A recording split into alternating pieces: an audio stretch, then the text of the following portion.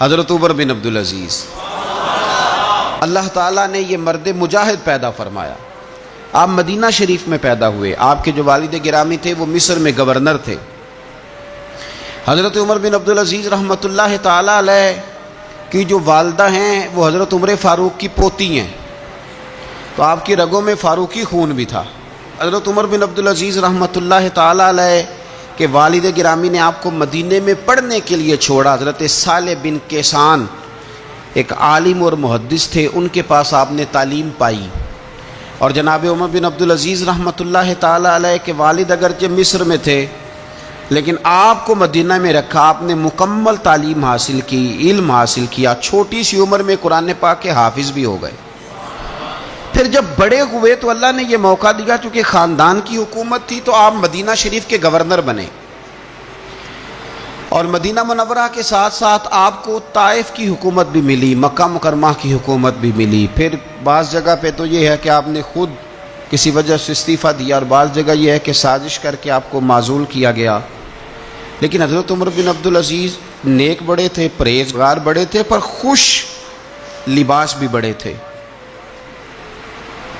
خادم کو جب بھیجتے تھے نا بازار تو کہتے تھے جو سب سے مہنگا جوڑا ہو وہ خرید کے لانا۔ خوشبو بہترین استعمال کرتے تھے، جب گزرتے تھے تو لوگوں کو پتہ چلتا تھا کہ کوئی عام نہیں گزرا، عمر بن عبدالعزیز گزرے۔ جب تک گورنر رہے، جب تک خاندان میں رہے، ماحول اور رہا۔ سلیمان بن عبد الملک خلیفہ جب جانے لگے تو انہیں وصیت کر دی کہ میرے بعد عمر بن عبدالعزیز خلیفہ ہوں گے۔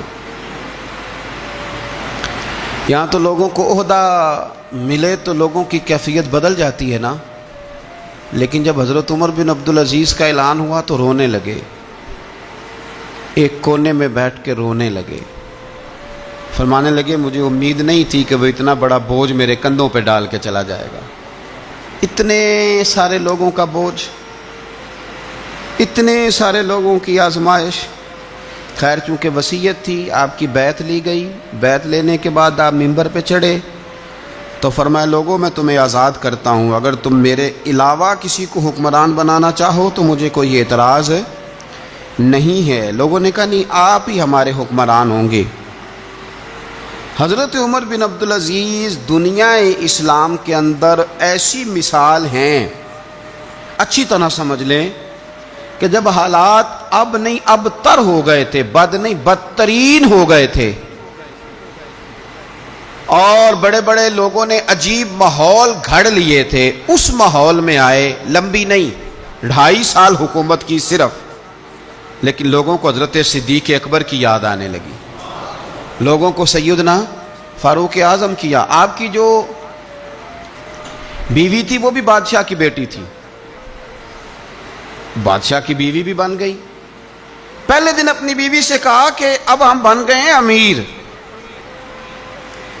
اب ہمارے ذمے بہت ساری ذمہ داریاں ہیں، اب حالات اس طرح کے نہیں ہوں گے جس طرح کے پہلے ہوا کرتے تھے، اب تمہیں میرا ساتھ دینا ہے، اپنا سارا زیور دو، میں بیت المال میں جمع کرانا چاہتا ہوں۔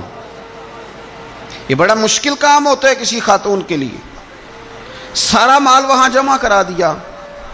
پہلے دن ہی سارے کپڑے سپڑے حضرت عمر نے اپنے خیرات کر دیے، سادہ لباس پہن لیا، اور بڑی تھوڑی غذا گھر میں آتی تھی، بیت المال سے تھوڑا سا وظیفہ، جائیدادیں ساری دے دیں اللہ کے رستے میں، غریبوں میں بانٹ دیں۔ ایک دن گھر میں تشریف لائے تو بچیوں نے منہ پہ ہاتھ رکھ لیا۔ حضرت عمر بن عبدالعزیز بات کرتے ہیں تو بیٹیاں منہ چھپا لیتی ہیں۔ پتر کیا بات ہے بیٹے، میرے منہ سے بدبو آ رہی ہے، منہ چھپاتی ہو؟ تو بچیاں خاموش ہوئیں۔ جب دوبارہ پوچھا تو کہنے لگے ابا جی جو آپ خرچہ دیتے ہیں نا اس میں 2 وقت روٹی نہیں پک سکتی۔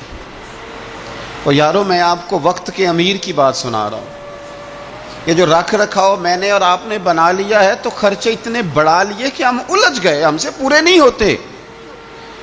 لیکن جنہوں نے اولادوں کو سادہ رکھا، حالات قابو میں رکھنے میں کامیاب ہوئے، بچ گئے۔ میرے نبی کریم صلی اللہ علیہ وسلم نے فرمایا جو ضرورت کے مطابق جسے اللہ نے روزی دے دی وہ کامیاب ہو گیا، لیکن ہم بہت الجھ گئے، بہت دور نکل گئے۔ بیٹیوں نے منہ میں ہاتھ رکھا، پتر کیا بات ہے؟ ابا جی اتنے پیسے آپ لاتے ہیں، 2 وقت کی روٹی نہیں پک سکتی، تو ہم نے پیاز سے روٹی کھائی ہے، منہ سے بدبو آ رہی ہے، تو اس لیے آپ کے سامنے منہ نہیں کھولا کہ آپ کو کراہت ہوگی۔ تو حضرت عمر بن عبدالعزیز آنکھوں میں آنسو تو آئے، پر کہنے لگے یا اللہ تیرا شکر ہے کہ جس جگہ میں اپنی اولاد کو کھڑا کرنا چاہتا تھا میری اولاد وہاں کھڑی ہو گئی ہے۔ یہ پیاز سے روٹی کھا کے بھی شکر ادا کرتی، پیاز سے روٹی کھا کے بھی۔ آپ یقین کریں میرے ابا جی میری والدہ سے کہتے تھے کہ بڑولے میں گندم میں نے ڈلوا دی ہے، یہ میری ذمہ داری تھی، اب اچار کا ایک مرتبان بنا لے تو انشاءاللہ گرمیاں مسئلہ کوئی نہیں۔ میں نے دیکھا ہے انہیں پیاز سے روٹی کھاتے، میں نے دیکھا ہے وہ ایک پیاز سے روٹی کھاتے اور پیاز روٹی کے اوپر رکھ لیتے، اور آخر میں ان کا چہرہ جب ہم لوگ دیکھتے تو وہ کہتے اللہ تیرا کتنا شکر ہے، سوال نہیں کرنا پڑا، گندم بھی اپنی تھی، پیاز بھی اپنا تھا، گھر میں نے بچوں کے بیچ بیٹھ کے روٹی کھا لی، اور یوں لگتا تھا کہ وجود بھی ان کا سارا شکریہ ادا کرتا ہے، صرف زبان نہیں۔ حضرت عمر بن عبدالعزیز نے اپنے گھر کے اندر عید والے دن بیٹیوں نے کہا ابا جی جوڑے پرانے ہیں، یارو ہو جاتا ہے، بس تھوڑا سا نا توجہ کی ضرورت ہے، ہو جاتا ہے، نئے کپڑے لینے ہیں۔ اب ایک گھر میں شادی ہوتی ہے تو اس گھر سے تعلق رکھنے والے ہر گھر میں شادی سمجھنے شروع ہو گئی، لاکھوں روپے کا مال صرف کپڑوں پہ، جوتوں پہ اور ان کے لوازمات پہ لگتا ہے۔ غربت کیسے ختم ہوگی؟ حالات کیسے ٹھیک ہوں گے؟ پردیس میں جانے والے واپس کیسے آئیں گے؟ کس طرح یہ ماحول ٹھیک ہوگا جب اخراجات اتنے بڑھا لیے جائیں؟ حضرت عمر بن عبدالعزیز رحمۃ اللہ علیہ کی بیٹیوں نے کہا عید پہ کپڑے لینے، ضد کی تو جناب عمر نے اپنے وزیر خزانہ کو خط لکھا، فرمایا 1 مہینے کی تنخواہ مجھے ایڈوانس دے دو، بیٹیوں کے کپڑے لینے ہیں۔ تو جب بادشاہ عمر بن عبدالعزیز جیسا ہو تو پھر وزیر بھی نیک ہی ہوتے ہیں، وزیر بھی نیک۔ تو وزیر کہنے لگا حضور کچھ باتیں آپ سے سیکھی ہیں، اگر اجازت دیں تو کر لوں؟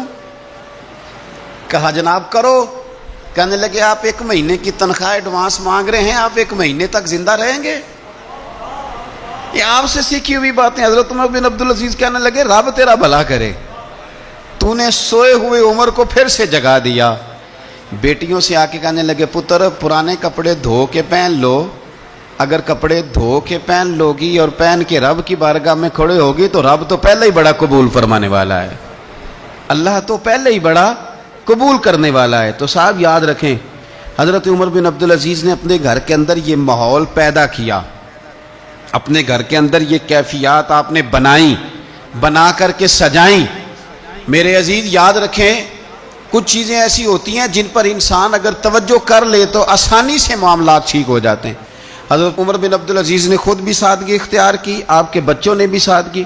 ہوتا یہ ہے کہ جس طرح کا حکمران ہوتا ہے نا، رعایا پر اس کے اثرات ہوتے ہیں، یہ ایک اصولی بات ہے، جس طرح کا حکمران ہو رعایا پر اس کا اس طرح کا۔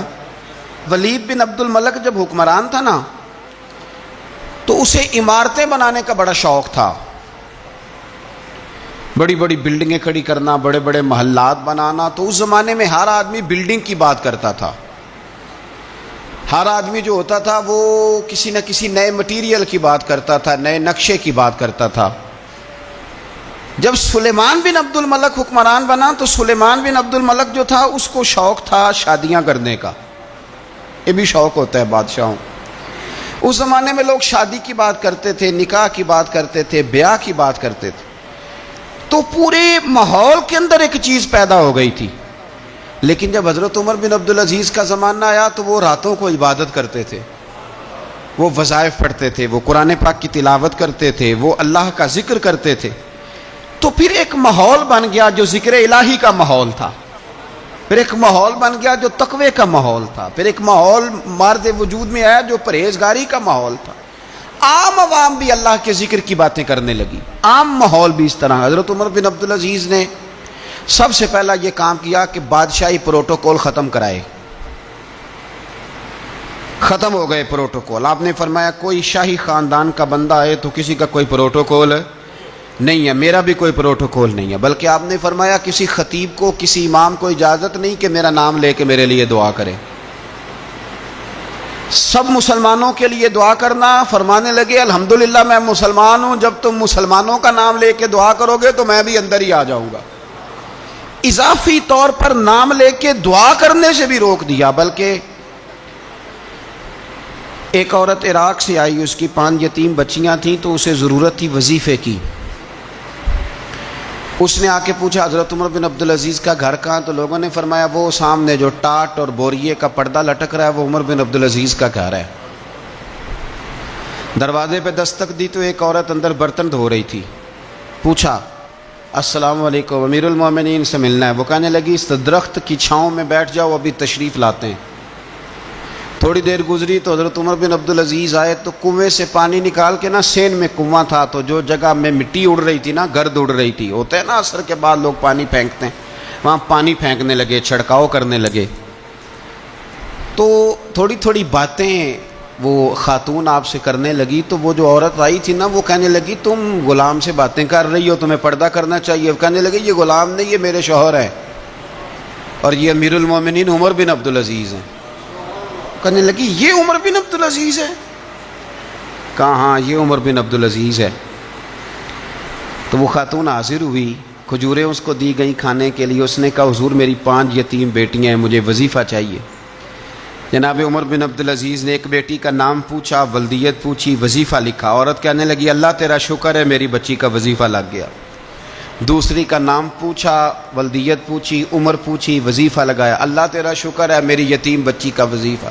4 بچیوں کے وظیفے عمر لکھتے رہے. خاتون اللہ کی حمد کرتی رہی. 5ویں کا لکھنے لگے تو کہنے لگی میں نے زمانہ بڑا دیکھا ہے پر عمر بن عبدالعزیز تیری طرح کا بندہ نہیں دیکھا. آپ فرمانے لگے اب میں 5ویں کا وظیفہ نہیں لکھتا, 4 کا وظیفہ جا کے گورنر سے منظور کرا لے اور 4 کو کہنا تھوڑا تھوڑا 5ویں کو بھی دے دے.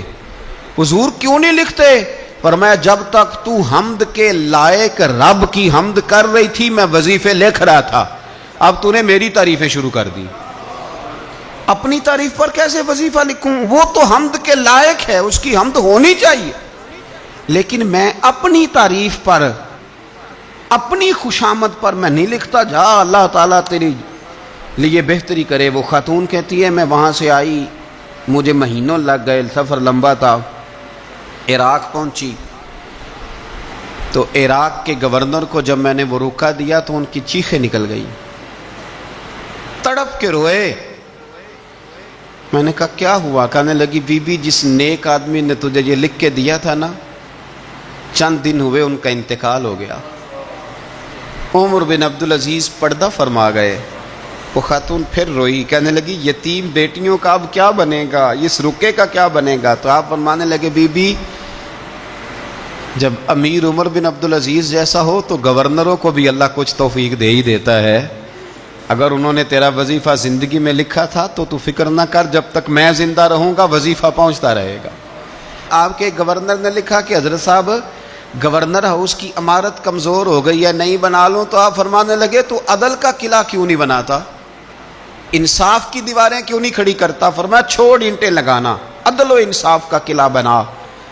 سب سے بڑی بات یہ تھی کہ بڑے پابند تھے صوم و صلات کے, دن کو تلاوت کرتے, رات کو عبادت کرتے, پنجگانہ نماز میں کھڑے ہوتے. اللہ کے خوف کی بات آتی تو چڑیا کی طرح پھڑ پڑاتے, ڈرتے. آپ کی اہلیہ کہنے لگی عمر بن عبدالعزیز یہ کیفیت کیسے ہوئی؟ فرمانے لگے ایک ذہن میں بات بیٹھ گئی تھی کہ رب نے حساب پوچھنا ہے اور میں نے حساب دینا ہے. تو جس کو پتا ہونا میں نے حساب دینا ہے اور مجھ سے کسی نے حساب پوچھنا ہے, پھر سمجھیں حساب دینا ہے اور کسی نے حساب پوچھنا ہے, حساب دینا ہے اور حساب. تو فرماتے ہیں جب یہ ذہن بن گیا نا کہ میں نے حساب دینا ہے اور رب نے حساب پوچھنا ہے تو بس پھر میں نے حساب کر کے رکھنا شروع کر دیا. پھر میں نے کوشش کی ہے کہ حساب کروں کہ نا انصافی نہ ہو جائے, ظلم نہ ہو جائے. ایک آدمی بڑی دور سے چل کے آیا, عرض کی حضور آپ کے گورنر نے میرا مال چھین لیا ہے, واپس نہیں کرتا. تو حضرت عمر بن عبدالعزیز رحمۃ اللہ نے رکا لکھا, فرمایا میں نے تو تجھے نیک آدمی سمجھ کے گورنر بنایا تھا اور تو لوگوں کے مال نہیں واپس کرتا, فوراً واپس کر. اس کے نام جب خط لکھا تو آدمی خوش ہو گیا. تو آپ فرمانے لگے اب یہ بتا تیرا آنے جانے کا خرچہ کتنا ہوا؟ عرض کی حضور کیا مطلب؟ آپ فرمانے لگے ایک تجھ پہ ظلم ہو اور دوسرا تیرے اوپر اور خرچے ڈالے جائیں.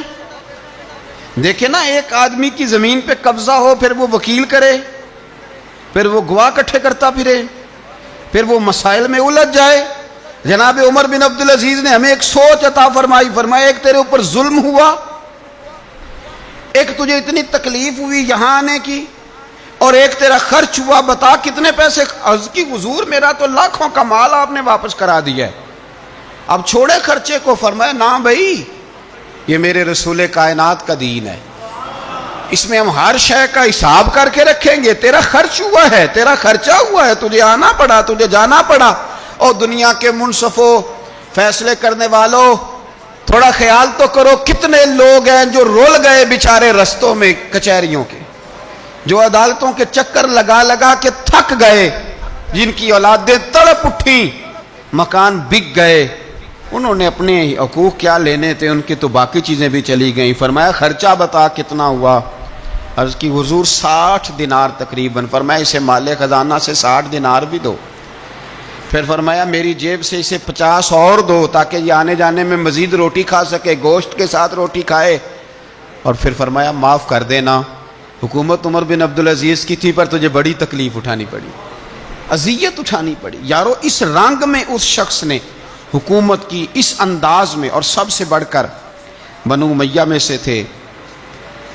لیکن میرے رسول پاک کی اولاد سے جو پیار, حضور کی نسل سے, کسی نے آپ کے سامنے کہہ دیا, امام جلال الدین سیوطی نے اس کو لکھا ہے, کسی نے عمر بن عبدالعزیز رضی اللہ تعالیٰ عنہ کے سامنے کہہ دیا یزید امیر المومنین تھا, مومنوں کا امیر تھا. فرمایا پکڑو اس بدذات کو 20 کوڑے مارو, پکڑو اس نالائق کو, اسے 20 کوڑے مارو. یہ نبی پاک کے خاندان کے قاتل کو امیر المومنین کہتا ہے. یہ فتویٰ جناب عمر کا. مولا علی شیر خدا کی اولاد میں سے ایک شہزادے آپ کے پاس آئے کسی کام کے لیے, تو عمر بن عبدالعزیز اٹھ کے کھڑے ہو گئے, ہاتھ باندھ دیے, کہنے لگے حضور ساری دنیا میرے پاس آئے, آپ نا ایک رکا لکھ دیا کریں یا پیغام دے دیا کریں, اس لیے کہ اس دھرتی پہ جو کچھ بھی ہے وہ مدینے والے رسول کا ہی صدقہ ہے. حضور کی اولاد سے پیار, نبی پاک صلی اللہ علیہ وسلم کے خاندان کے ساتھ محبت. حضرت عمر بن عبدالعزیز نے فلاح عامہ کے کام کرائے, بڑے بڑے سرائے بنائے, لوگوں کے ٹھہرانے کا بندوبست کیا, وظائف دیے غریبوں کو, مساجد بنائیں, مدارس بنائے. آپ کو مجدد کہا جاتا ہے.